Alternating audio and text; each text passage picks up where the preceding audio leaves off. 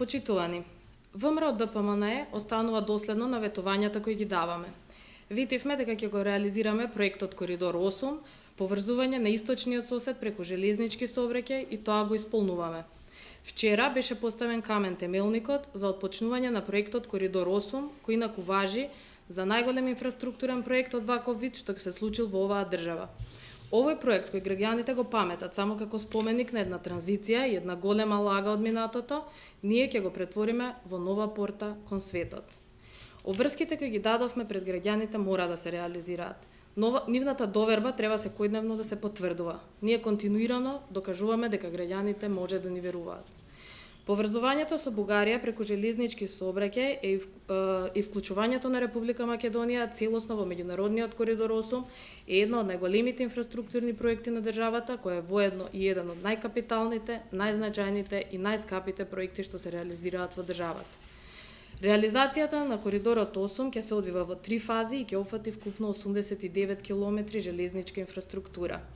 Првата фаза, која што ја отпочнавме вчера, е реализација на поврзувањето Куманово-Белјаковце во должина од речиси 31 километар. Само градежните работи на оваа делница ќе чинат 40 милиони евра и ќе ги изведува австриската компанија Вибе. За реализацијата на овој проект средствата ги обезбедивме од Европската банка за обнова и развој. Паралелно со првата делница работиме и на втората делница од проектот, односно поврзувањето од Белјаковце до Крива Паланка, пруга која што ќе биде долга 34 километри и која што согласно проценките кои ги имаме во моментот од проектната документација ќе изнесува 145 милиони евра, исто така само за градежните работи.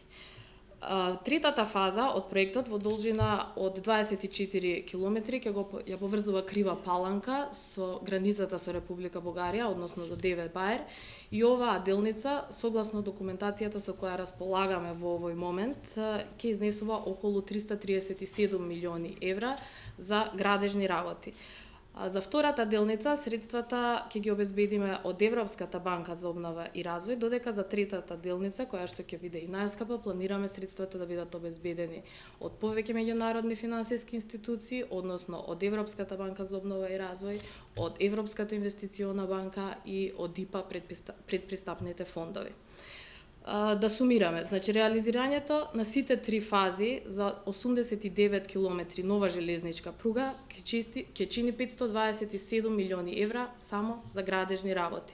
Сето ова покрај тоа што ќе придонесе за поврзување на Република Македонија со нејзиниот сосед Република Бугарија, како и пристаништата во Црноморието, ќе придонесе за зголемен број на патници, зголемен број на стока. Меѓутоа ќе предонесе и за развој на македонските градежни компании и не само градежните, туку и сите оние кои ќе бидат вклучени во процесот на изградба на сите 3 делници.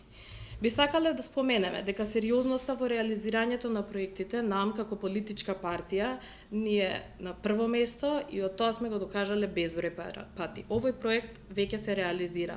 Ние тоа што го ветуваме, го реализираме.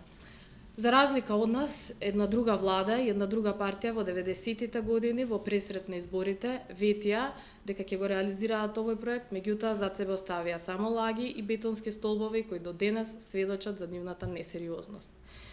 Почитувани, владата предводена од ВМРО ДПМНЕ покажува дека инвестирањето во инфраструктурата е наш врвен приоритет на кој континуирано работиме. Оваа влада и понатаму ќе се фокусира на развој на инфраструктурни проекти кои ќе придонесат за брз развој и забрзана економија во Република Македонија. Споредено со 2005 година, во 2013 година капиталните инвестиции во инфраструктурата пораснале за 277%, што уште еднаш докажува дека владата на ВМРО ДПМНЕ работи на ова поле повеќе од сите претходни влади заедно.